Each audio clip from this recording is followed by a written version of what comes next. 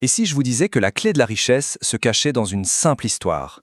Aujourd'hui, on va explorer une fable aussi simple que puissante sur l'argent et le temps, la fable du sablier.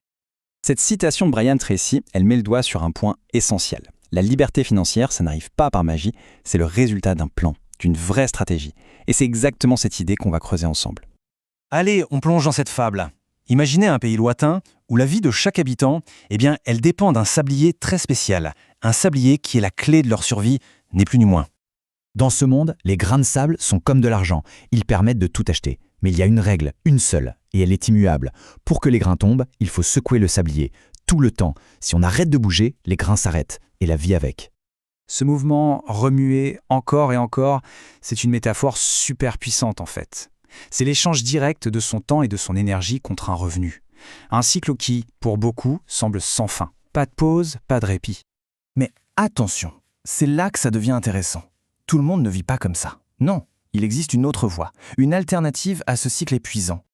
Il y a un deuxième groupe d'habitants, les propriétaires des champs. Eux, ils ne passent pas leur journée à secouer un sablier. Pas du tout. Leur source de richesse est bien différente. Le contraste est vraiment saisissant. D'un côté, on a les remueurs, avec leur revenu actif. Ils doivent travailler pour gagner. S'ils s'arrêtent, tout s'arrête. De l'autre, on a les propriétaires. Leurs champs, ce sont leurs actifs, et ils produisent des grains pour eux. C'est ça le revenu passif. L'argent travaille pour eux, et pas l'inverse.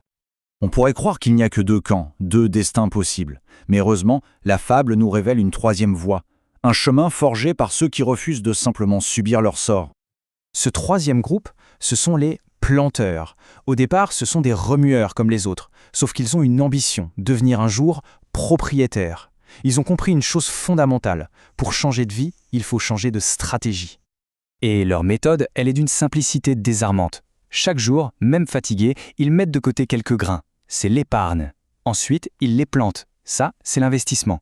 Et la clé du succès, c'est la régularité. Répéter encore et toujours. C'est ici qu'on touche à la leçon la plus difficile de la fable, parce que cette transformation, elle n'est pas immédiate, loin de là. Elle demande une vertu essentielle, la patience. Et voilà l'épreuve du feu. Pendant des semaines, des mois, rien. Absolument rien ne semble se passer. Les efforts sont là, les graines sont en terre, mais le champ reste vide. C'est le moment le plus dur, celui où la plupart des gens abandonnent.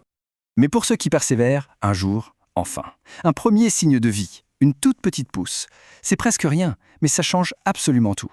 C'est la preuve que la stratégie fonctionne. Et à partir de là, la machine est lancée. La première petite récolte permet de planter encore plus de grains, la deuxième est donc encore plus grande. C'est l'effet boule de neige qui se met en place, la fameuse puissance des intérêts composés. Jusqu'au jour où le point de bascule est atteint. Leurs champs produisent assez de grains pour qu'ils puissent vivre.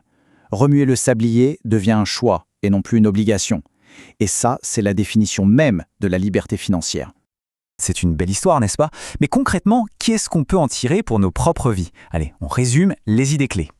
Bon, en résumé, la liberté financière, ça se construit, ça ne tombe pas du ciel. Le travail quotidien, c'est remuer le sablier. Posséder des actifs, que ce soit des actions ou de l'immobilier, c'est comme posséder des champs. Épargner et investir, c'est planter ses graines. Et surtout, la patience et la discipline, c'est ce qui fait toute la différence pour un jour récolter sa liberté.